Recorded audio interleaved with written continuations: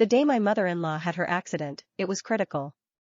Only my husband, Mark, had her rare blood type, but Mark, the professor, was busy tutoring his high school sweetheart's kid in elementary school essay writing. Last time, I got to Mark just in time, and they managed to save Mom's life. But then his ex's little hellion messed with the electrical panel, and the kitchen exploded. She and her kid died in the fire. After I took care of Mom until she got out of the hospital, Mark kidnapped me, wrapped me in firecrackers and dynamite. "It's all your fault, Sarah and little Timmy are dead," he screamed. "Why do they have to die, and you get to live the good life? I'm going to make you feel the pain they felt." I woke up on the day of Mom's accident. This time, I blocked Mark on everything. Turned off my phone. This time, maybe his ex's kid's essay will actually be good. The harsh smell of disinfectant snapped me back. I turned and saw Mom being wheeled off the ambulance. I had to be dreaming. As a doctor, my first instinct was to check her injuries. Just like before, massive internal bleeding. She needed a transfusion, fast, or she was a goner. I knew Mark was the only one who matched her blood type, but this time I'd my duty as a doctor and nothing more. Get her to surgery. Run a blood panel. Notify the family. The blood results came back. A young nurse asked anxiously. "Dr. Lewis, the patient has a rare blood type, O negative. We don't have any in the blood bank. What do we do?" I put down my scalpel, took off my mask. "We wait for the family. Hope someone's a match." The hospital contacted my father-in-law, Tom, who came running in, breathless. "Honey, what happened?"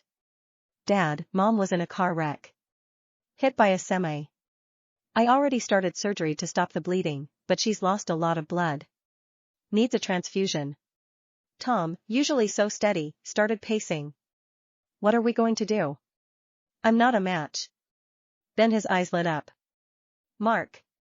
He's the same type as your mother. Where is he? Did you call him?" My voice went up, full of fake distress, tears welling up. "Dad, it was so crazy. My phone died. I didn't have a chance to call Mark." Tom shoved his phone into my hand. "I'm going to pay the bill. You call him. Tell him to get over here, now. What good is a son if he doesn't show up when it counts?" Looking at his phone, I felt a wave of dizziness. My husband, who swore he'd love me forever, had completely changed after his old flame came back. I called in sick so he could pick up his ex's kid from school. When I tried to talk to him, he just waved me off, annoyed. "What's wrong with you, Claire? I'm good to you, aren't I? I bring you dinner every night. Learn to be grateful." But the dinners he brought back were leftovers from his ex and her kid. My husband, who never lifted a finger at home, was now cleaning his ex's house every day. His wife, couldn't even ask a question without him calling me a pain. I thought if I just stayed quiet, he might at least glance back at our family. Keep us together. Instead, I got brutally murdered. The memory off-tap pain snapped me back to reality. I grabbed Tom's phone, hit record, and dialed Mark's number. His voice came on. "Hey, Dad, what's up?" Poor woman. Having a son like that. I just stood there, silent, unable to explain. They were right. I married a monster. Now everyone knew. If this was the old me, I would have been ashamed and quit. Found a hole to crawl into. Never raised my head again. Edie. If I didn't make something of this second chance, I might as well have stayed dead in that room. The more people knew what Mark was, the better for me. Time was passing fast. More than 10 minutes. Even if Mark had a change of heart, it would be too late. Tom asked me, his voice hopeless, "Honey, is there anything we can do? I'd give her all my blood if it would help.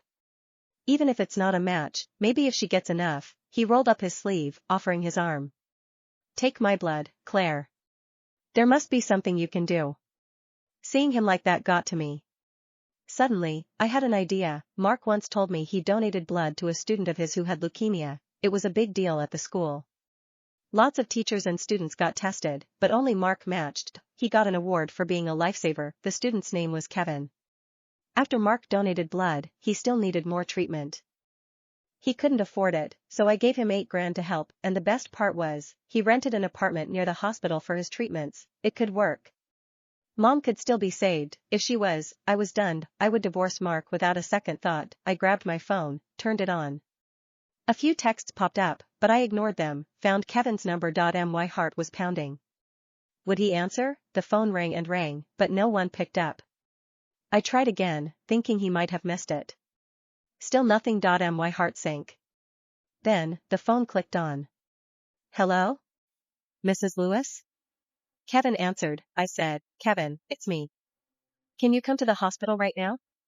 My mother-in-law's been in a bad car accident. She needs blood, and you're a match. Please, Kevin, help me save her. Kevin sighed. Mr. Lewis was right about you. I should have known you were this kind of person,